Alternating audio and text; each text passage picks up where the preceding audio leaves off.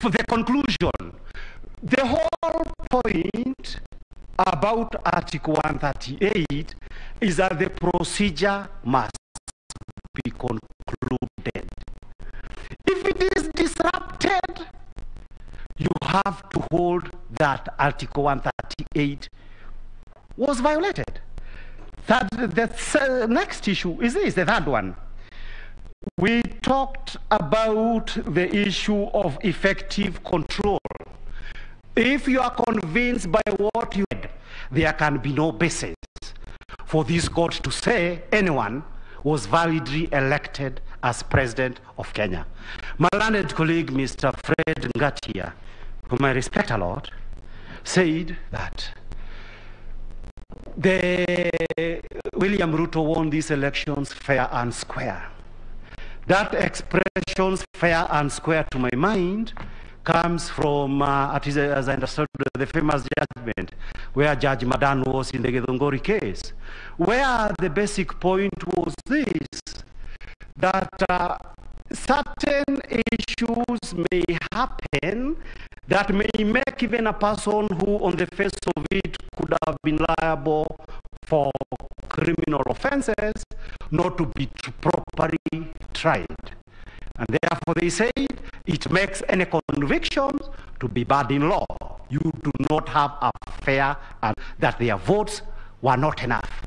Finally, my lady, the Chief Justice, Article 138 must not die in your hands. We are most obliged.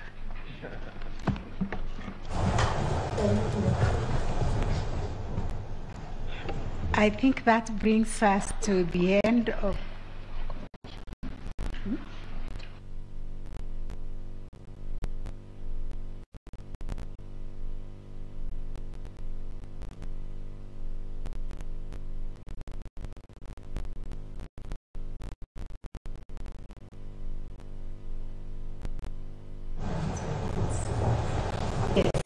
That brings us to the end of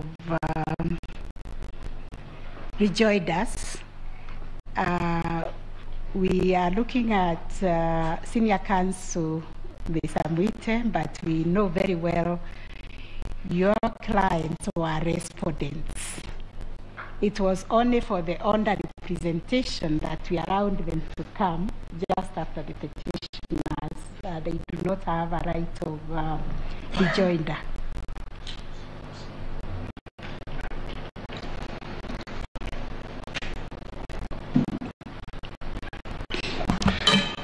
Chief Justice, I am acutely aware of the time constraints within which this Honorable Court must adjudicate on this petition. And may I say that this Honorable Court is entitled, suo motu, to decide that the 14 days specified in Article 140 mean 14 working days. Yes, to exclude Saturday, Sunday, and public holidays. You can do that, suo motu. I am pleading, Chief Justice, I'm pleading on behalf of the 4 commissioners. I plead. They have had very, very little time in this court. I plead. Well, that is why I was looking at you with the questioning eye, because yes, there were some questions also which were asked, and they need to be responded to. Yes, those are the ones. I'm just pleading. Yes. Allow my colleague Mansu Issa some 8 minutes, and Dr. Arroa some 3 minutes, and yours truly some 2 minutes only. That is 15 minutes. Because, yes, because... Answer those questions. No, because, Chief Justice. Yes. Those questions directed at those 4 commissioners are very important. And Thank when you. others were answering questions, Yeah. a lot of maligning, a lot of, please give them that opportunity to have their case stated. They are the majority in that commission. Thank you, Senior Counsel. I thank you. think we've heard your plea because we asked questions. So we'll give them 15 minutes to answer, not now. We want to take a break. And immediately we finished, there was an issue raised by Senior Counsel Gatia responding to some two Forms 34, and you asked for 5 minutes. And then we will give the parties 15 minutes, not all the parties, the ones who are connected with the discovery and the scrutiny, 15 minutes in the afternoon to respond to the report. I request,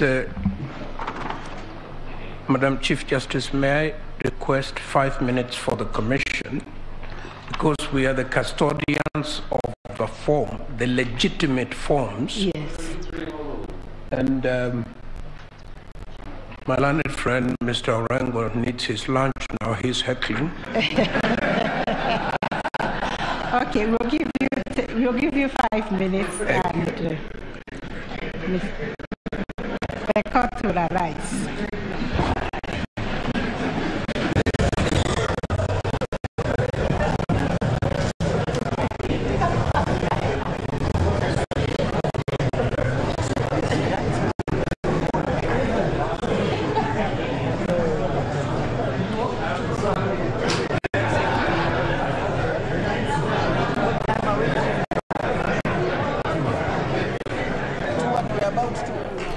Well, there you have it. It is the live pictures from the Supreme Court. The judges have retired for a couple of minutes, and then they will be back for the last rejoinder. Remember, it is the third day of hearing, and the last being the rejoinder day, the hearing before the 7-judge bench.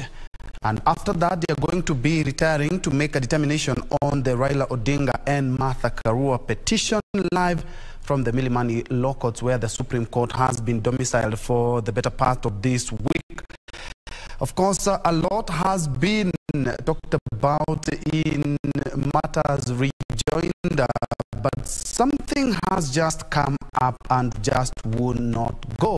If you look at the social media platforms, there's a lot talking about names of judges and how they've been carrying out themselves and lawyers, but one name has refused to just go away, and that is Jose Camargo.